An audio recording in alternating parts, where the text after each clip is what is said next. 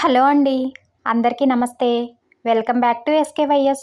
ఈరోజు వీడియోలో గోరుచిక్కుడుకాయలతో మంచి వేపుడు చూపించబోతున్నానండి. అన్నంలోకైనా ఏదైనా సైడ్ డిష్గా కానీ పప్పు, సాంబార్, రసం దేనిలోకైనా సూపర్గా ఉంటుంది. ఇంకా ఆలస్యం చేయకుండా ప్రాసెస్ ఏంటో చూసేద్దాం. ముందుగా గోరుచిక్కుడుకాయలను శుభ్రంగా కడిగి చిన్న చిన్న ముక్కలుగా కట్ చేసుకుని పక్కన పెట్టుకోవాలి. లేతగా ఉన్న గోరుచిక్కుడుకాయలు తీసుకుంటే వేపుడు చాలా బాగుంటుంది. తర్వాత ఒక గిన్నెలోకి పావు కేజీ గోరుచిక్కుడుకాయలకు 4 స్పూన్ల పెసరపప్పు వేసి నిండుగా నీళ్లు పోసి అరగంట సేపు నానబెట్టుకోవాలి. ఆ గిన్నెను పక్కన పెట్టుకుని గోరుచిక్కుడుకాయలను ఉడికించుకోవాలి. ఉడికించుకోవడం కోసం స్టవ్ మీద ప్యాన్ పెట్టుకుని దానిలో కట్ చేసుకున్న గోరుచిక్కుడుకాయ ముక్కలు వేసి పావు స్పూన్ పసుపు, అర స్పూన్ ఉప్పు వేసుకోవాలి. ఉప్పు వేసి ఉడికించుకోవడం వలన గోరుచిక్కుడుకాయ ముక్కలు చప్పగా లేకుండా ఉంటాయి. దానిలోనే టీ గ్లాస్ వాటర్ వేసి కలుపుకొని మూత పెట్టుకొని ఉడికించుకోవాలి. మీడియం ఫ్లేమ్లో మధ్య మధ్యలో కలుపుకుంటూ ఉడికించుకోవాలి.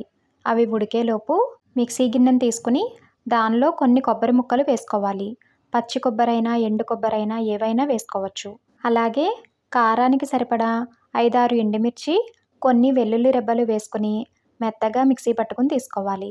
ఇలా మిక్సీ పట్టుకొని గిన్నెను పక్కన పెట్టుకోవాలి. తర్వాత గోరుచిక్కుడుకాయ ముక్కలు మెత్తగా ఉడికాయో లేదో చెక్ చేసుకోవాలి. మధ్య మధ్యలో కలుపుకుంటూ నీళ్ళన్నీ అయిపోయి ముక్కలు మెత్తగా ఉడికేంత వరకు ఉడికించుకోవాలి. ఇక్కడ చూపిస్తున్నట్లుగా ముక్కలు పట్టుకుని చెక్ చేసినట్లయితే మెత్తగా ఉడికిపోయేంత వరకు ఉడికించుకుంటే సరిపోతుంది. ఇలా ఉడికిపోయి నీళ్ళన్నీ అయిపోయిన తర్వాత స్టవ్ ఆఫ్ చేసి ఆ గిన్నెను పక్కన పెట్టుకోవాలి. తర్వాత స్టవ్ మీద కడాయిని పెట్టుకుని 4 to 5 టేబుల్ స్పూన్స్ ఆయిల్ వేసుకోవాలి. ఆయిల్ వేడెక్కిన తర్వాత అర స్పూన్ వరకు ఆవాలు, జీలకర్ర, 1 స్పూన్ వరకు మినపప్పు, శనగపప్పు వేసుకుని దోరగా వేయించుకోవాలి.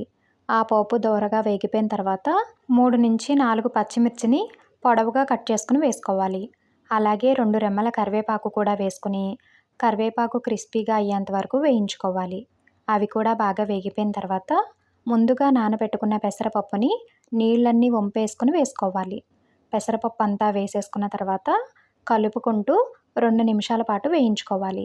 మరీ ఎక్కువగా వేయిస్తే పెసరపప్పు గట్టిగా అయిపోతుంది కాబట్టి 2 నిమిషాలు వేయించుకుంటే సరిపోతుంది. పెసరపప్పును కూడా 2 నిమిషాలు వేయించుకున్న తర్వాత ముందుగా మిక్సీ పట్టుకున్న కొబ్బరి మిశ్రమాన్ని వేసుకోవాలి. కొబ్బరి, ఎండుమిర్చి, వెల్లుల్లి అన్నీ పచ్చివే వేసాం కాబట్టి 2 నిమిషాల పాటు ఆయిల్లో వేయించుకోవాలి. దానిలో పావు స్పూన్ పసుపు, తగినంత ఉప్పు వేసుకుని కలుపుకుంటూ 2 నిమిషాలు వేయించుకోవాలి. గోరుచిక్కుడుకాయ ముక్కలు ఉడికించుకునేటప్పుడు కూడా కొంచెం ఉప్పు వేసాం కాబట్టి ఇక్కడ చూసుకుని వేసుకోవాలి. ఈ ప్రాసెస్ అంతా కూడా మీడియం ఫ్లేమ్లో మాత్రమే చేసుకోవాలి. కొబ్బరి మిశ్రమం కూడా 2 నిమిషాల పాటు వేయించుకున్న తర్వాత ఉడికించుకుని పక్కన పెట్టుకున్న గోరుచిక్కుడుకాయ ముక్కలు వేసుకోవాలి.